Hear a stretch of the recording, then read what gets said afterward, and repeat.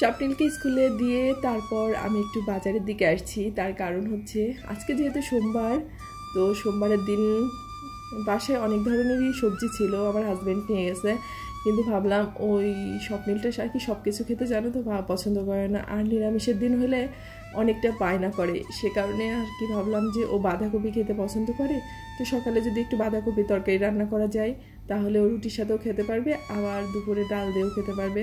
তো সে কারণে বাজারের দিকে আসছি। হ্যালো এভরিওয়ান, গুড মর্নিং, কেমন আছো সবাই?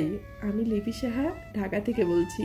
কাছে অথবা দূরে যে যেখান থেকে আমার ভিডিওটা দেখছো, তোমাদের সবাইকে অনেক অনেক ওয়েলকাম। আশা করছি ভিডিওটা ভালো লাগবে তোমাদের। আর যদি ভিডিওটা ভালো লাগে অবশ্যই তোমরা আমার ভিডিওটাকে লাইক করো, আমাকে কমেন্ট করো, আর অবশ্যই একবার চ্যানেলটাকে সাবস্ক্রাইব করে দিও। আর সাবস্ক্রাইব করে কিন্তু অবশ্যই পাশে থেকো, আর লাইক দিতে ভুলো না। তো আমি একটা বাঁধাকপি নিয়ে নিয়েছি, আর বাজারে এসে আসলে বাজারে না আসলে বোঝা যায় না যে জিনিসপত্রের যে কী পরিমাণে দাম। তো আমি আর কি 100 টাকা নিয়ে আসছিলাম, তো আমার আর কি প্ল্যান ছিল না বাজারে যাওয়া। তো সবজির দামগুলো শুনে না সত্যিই আমি অবাক হয়ে গেছিলাম। তো যাই হোক, আমার হাজব্যান্ড খুব একটা পছন্দ করে না যে আমি টাজারে যাই। তো আসলে ওটা বাজার না, বাজারের আর কি আগে দুই সাইডে আর কি মাসিরা আর কি সবজি টবজি ফুল এগুলো আর কি নিয়ে বসে। তো আমি ওই পর্যন্ত যাই, আমি বাজারটা চিনিও না যে কোথায় আসলে বাজারটা। তো ওখানে গেলে অনেক ধরনের সবজি টবজি পাওয়া যায় আসলে। তারপর আমি বাঁধাকপিটা নিয়ে এই যে বাসায় চলে আসছি। তো আমার হাজব্যান্ডকে আর কি সকালে নাস্তাটা দিয়ে দিয়েছি, তার ভিতরে আমাদের নাস্তাটাও বানানো হয়ে গেছিলো, আর বাঁধাকপির তরকারিটা করেছি। তো আমার হাজব্যান্ড আর কি খেয়ে বেরিয়ে গেছে, আর আমি হচ্ছে স্বপ্নিল চলে আসছে, তো স্বপ্নিলের জন্য আর কি রাস্তাটাকে রেডি করতেছি। তো বললাম না যে ওর বাঁধাকপি হলে আর কোনো সমস্যা হবে না, আর এই বাঁধাকপিটা না রান্না করে অন্য কিছু রান্না করলে ও আর কি খেতে চেত না, মানে নানা রকম হাজারটা বায়না করতো। তো সে কারণে আর কি মানে বাঁধাকপিটা কেনা। তো বোঝোই তো যে বাচ্চারা যেটা পছন্দ করে মারা কিন্তু সেটা করারই চেষ্টা করে, কারণ ওই বায়না করে খাওয়ানোর সময় ঝামেলা, এগুলো কিন্তু ভালো লাগে না। তারপরে সকালে তো নাস্তাটা খেয়ে নিয়েছিলাম, নাস্তাটা খাওয়ার পরে তো অনেক কাজ থাকে আসলে, সব সময় সব কিছু ভিডিওতে শেয়ার করা হয় না। তো খাওয়া দাওয়ার পরে কিছু কাজ ছিল করে নিয়েছি, স্বপ্নিলকে করে নিয়েছি, আর এখন দুপুরবেলা। তো দুপুরে আর কি রান্নাটা করতে চলে আসছি। তো রান্নাটা হবে আজকে হচ্ছে এই যে উস্তে দিয়ে ডাল বা শুকোতের ডাল, যেটাই বলো না কেন, তো ওই ডালটা রান্না করব।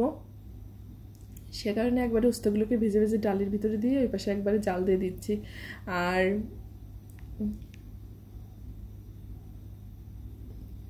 হচ্ছে শুকোতের ডালে আমি হচ্ছে আদা আর জিরে বাটা আছে, সেটাকে বেটে নিয়েছি, সেটা একটু ফোড়ন দেবো আর একটু পাঁচফোড়ন দেবো, দিয়ে ডালটাকে আর কি ফোড়ন দিয়ে দেবো। আর আমাদের বাসায় টক ডাল তারপরে এই উস্তে দিয়ে ডাল রান্না করলে অনেক পছন্দ করে, আমার স্বপ্নিলে অনেক পছন্দ করে। আর ও হচ্ছে কী হয় দেখা যায় নিরামিষের দিন মানে বাঁধাকপির যদি তরকারিটা থাকে আর ডালটা থাকে, তো এটা দিয়ে ওরা কি খেয়ে নেয়।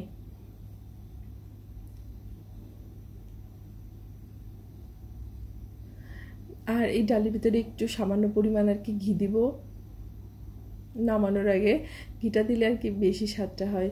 তো খুবই সামান্য পরিমাণ দেবো, যেহেতু আমার ভাই ঘিটাকে পছন্দ করে না, আবার ঘির গন্ধটা পেলে খেতে চায় না, তো আর কি সামান্য পরিমাণ ঘিউ দিয়ে দেবো আর একটু চিনি দিয়ে দেবো।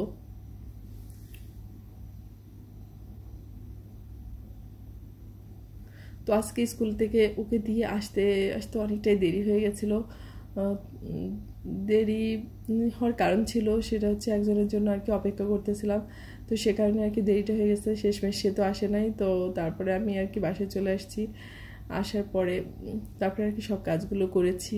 আর একটু মানে সোয়াবিনের আলু দিয়ে পটল দিয়ে সোয়াবিনের রসা করব। তো সকালেই আর কি রাস্তা বানানোর পরে আলু আর সোয়াবিনটাকে একটু সিদ্ধ করে রেখেছিলাম, আর বোঝোই তো যে সব কিছু একটা গুছিয়ে গাছিয়ে রাখলে দুপুরে রান্নাটা তাড়াতাড়ি হয়ে যায়। আর দুপুরে যেহেতু রান্নাটা অনেক দেরি করে করতে আসি, দেরি করে অনেক সময় হয় না, মানে সকালেই হয়, কিন্তু ওই যে গ্যাস কম থাকে যে, এ কারণে যেগুলো হচ্ছে আস্তে আস্তে জালে হয় সেই জিনিসগুলো আগে করে রাখি। তো আমি আর কি ফোড়ন দিতেই ভুলে গিয়েছিলাম, পটলটাকে আগেই তেলের উপর দিয়ে দিয়েছিলাম, তো আমি ভুলে গেলে এটাই করি। মাঝখানে একটু তেল দিয়ে নিলাম, তার ভিতরে আর কি শুকনা মরিচ, তেজপাতা আর একটু জিরে ফোড়ন দেবো। আসলে ফোড়নটা না দিলেও হয়, তারপরেও মনের ভিতরে যে ফোড়নটা না দিলে মনে হয় একটু বেশি ভালো লাগবো, এই কারণে আর কি ফোড়নটা দিয়ে দিলাম। আর তোমাদেরকে বলবো যে বলবো না, অবশ্যই রিকোয়েস্ট করব, আমার ভিডিওটা যদি তোমাদের ভালো লেগে থাকে তোমরা অবশ্যই ভিডিওটাকে সম্পূর্ণ দেখো, না টেনে। আর ভালো লাগুক বা খারাপ লাগুক, যেটাই লাগুক অবশ্যই আমাকে কমেন্টের মাধ্যমে জানিও। আর আমার ভিডিওটা কোথায় কি সমস্যা আছে অবশ্যই তোমরা আমাকে জানাবে কিন্তু। তো যাই হোক আর কি পটলটা হয়ে গেছে, তো আমি আর সয়াবিনটাকে ভাজবো না, কারণ সয়াবিনটা কি হয় ভাজলে না একটু শক্ত শক্ত হয়ে যায়। মানে কি স্বপ্নিল যদিও একটু দুই একটা খায়, তারপরে দেখা যায় শক্ত শক্ত হলে আর খেতে চায় না। তো আলুটাও যেহেতু একটু সিদ্ধ করে রেখেছিলাম, এই কারণে পটলটার সাথে হালকা করে ভেজে নিচ্ছি। আর এখন এর ভিতরে হচ্ছে সয়াবিনটাও দিয়ে দিব, দিয়ে মশলা দিয়ে একবারে কষিয়ে নেব। তো আমি একবারে আর কি মশলাটা বেটে রেখেছিলাম। মশলার ভিতরে হচ্ছে আদা, একটু জিরে আর সামান্য পরিমাণ ধনে দিয়েছি। আসলে ধনে, আমার ধনের ঘ্রাণটা বেশ ভালো লাগে, কিন্তু আমাদের বাসায় কী হয় তরকারিতে ধনে দিলে না তরকারিটা খেতে পছন্দ করে না, মানে ধনের গন্ধটা বা ফ্লেভারটা যেটা আছে না সেটা খুব বেশি আর কি পছন্দ করে না, তো ওদের কাছে আর কি তরকারিতে স্বাদ লাগে না। তো যাই হোক, তাও একটু সামান্য পরিমাণ দিলাম। আর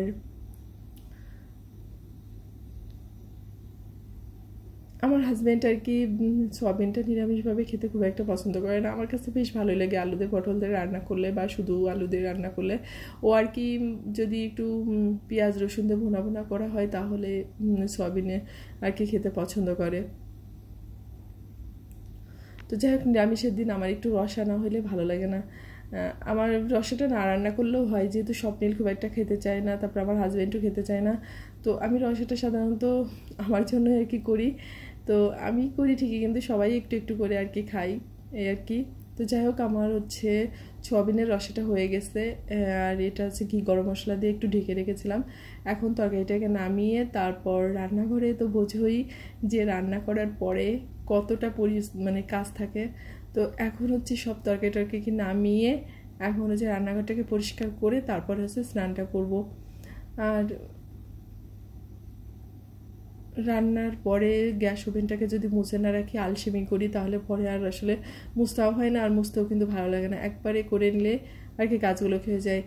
আর সেই সাথে যা থালা বাসন ছিল সিঙ্কে সব কিছু ধুয়ে নিয়েছি, সিঙ্কটাকেও পরিষ্কার করে নিলাম।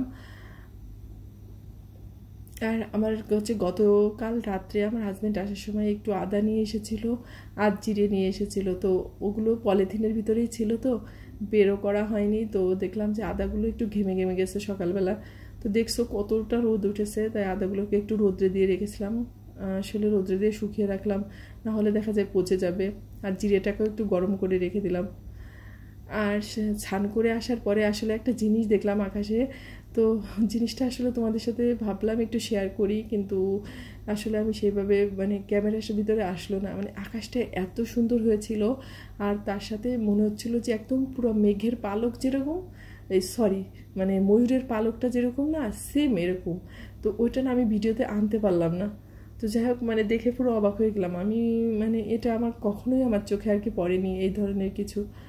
তো যাই হোক, আমার স্নান করতে করতে অনেক দেরি হয়ে গেছিলো, 4:30-5টা বেজে গেছিলো। তারপর আমার হাজব্যান্ড আর কি বিকালবেলা খেতে আসার সময়, মানে বাসায় আসার সময় ও আর কি একটু নাস্তা নিয়ে এসেছিলো, তো স্বপ্নিল আর কি নাস্তাটা নিয়ে নিল। আর এই যে লেবু ছিল, আসলে লেবুটা না এত মিষ্টি আমি বুঝতে পারিনি, আমি মানে এত মিষ্টি লেবু। আসলে লেবু কিন্তু বেশিরভাগ তিতে হয়, টক হয়, তাই না, সব গাছের লেবু কিন্তু ভালো হয় না। তো যাই হোক, লেবুটা অনেক ভালো ছিল। তো আমি স্বপ্নিলকে বলতেছি লেবুটা এত মিষ্টি কেন রে বাবা। তো এই আর কি, এসব সবাই ভালো থেকো, সুস্থ থেকো, আর অবশ্যই সাবধানে থেকো। আর আমার ভিডিওটা যদি তোমাদের ভালো লেগে থাকে অবশ্যই তোমরা আমার ভিডিওটাকে লাইক করে, আমাকে কমেন্ট করে, চ্যানেলটাকে সাবস্ক্রাইব করে আমার পাশে থেকো। আর যারা সাবস্ক্রাইব করেছো তাদেরকে তো বলবো মানে তাদেরকে অসংখ্য ধন্যবাদ। আর যারা নতুন আছে ভিডিওটা দেখছো, যদি ভালো লাগে অবশ্যই তোমরা আমার ভিডিওটাকে লাইক করে চ্যানেলটাকে সাবস্ক্রাইব করো। আর অবশ্যই তোমরা ফ্রেন্ডস এবং ফ্যামিলির সাথে শেয়ার করতে ভুলো না। ভালো থেকো সবাই, তোমাদের সাথে দেখা হচ্ছে আমার পরবর্তী ব্লগে।